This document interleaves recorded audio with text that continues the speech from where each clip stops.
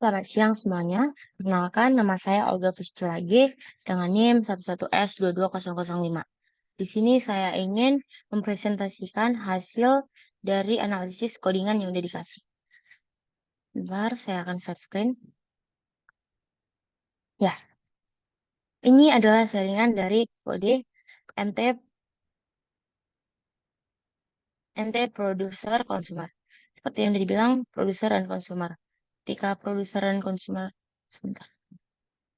Ketika producer dan konsumen, di mana konsumernya itu mengisi buffer dari si produsernya itu. Nah, ini adalah fungsi utamanya, fungsi mainnya, include studio studio ini standar input output, rate, terus ada unlisted, SCS, string types, time, sama std_lib.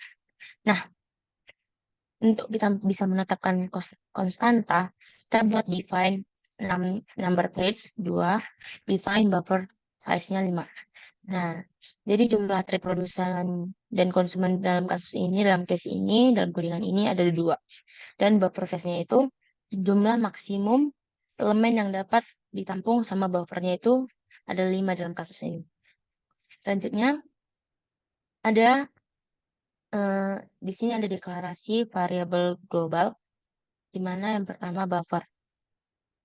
Buffer itu adalah array buffer bersama yang berisi bilangan bulat.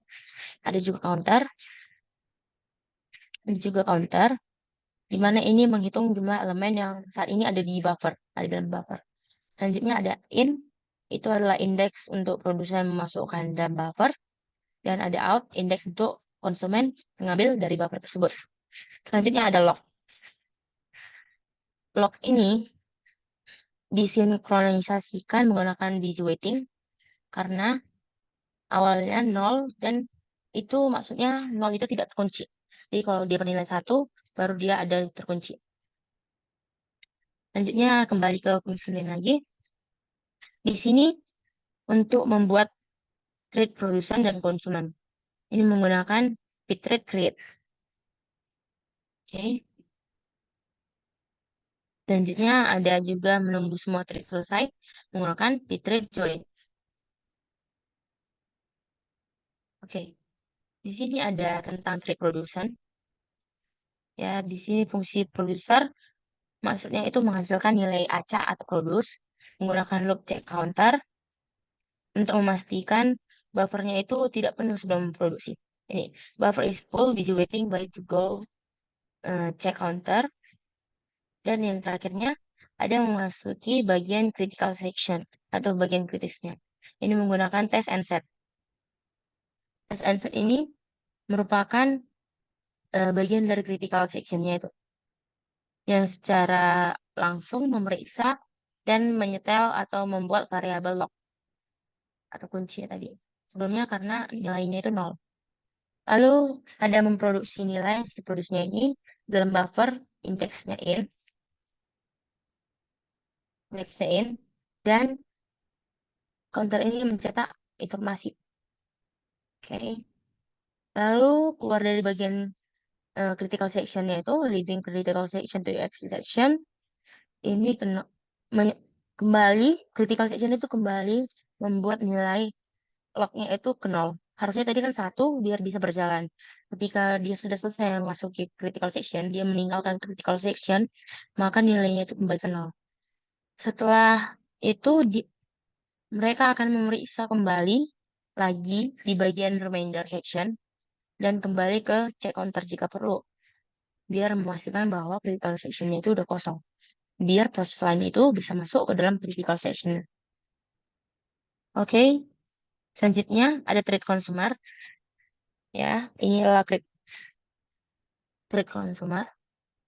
Nah, di consumer ini menggunakan looping check counter untuk memastikan bahwa buffer itu tidak kosong sebelum mengkonsumsi.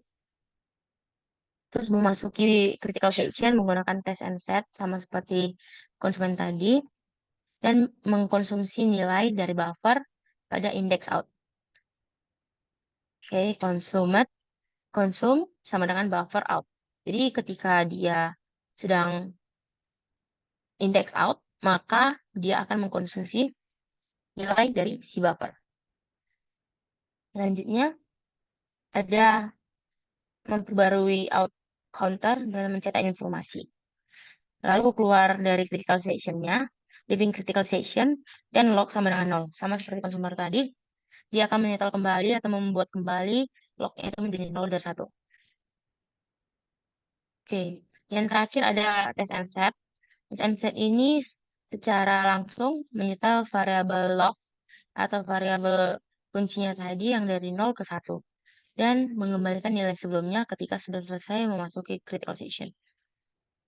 Nah, saya akan jelaskan di sini busy waiting. Busy waiting maksudnya baik itu trade dari produsen maupun konsumen menggunakan busy waiting dalam loop check counter atau reminder section.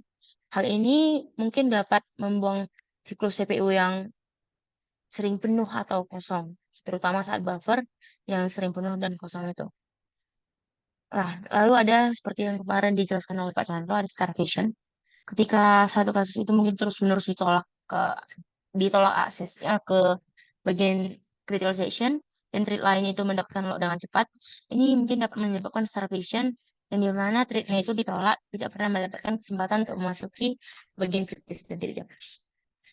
Lalu ada deadlock. Deadlock ini mungkin kita berpotensial dapat deadlock ini ketika menggunakan busy waiting untuk sinkronisasi.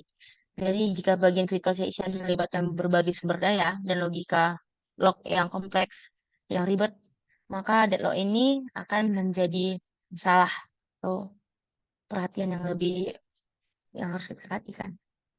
Mungkin itu yang bisa saya sampaikan di Zoom kita kali ini. Terima kasih. Mohon maaf kalau ada saya salah kata. Terima kasih semua.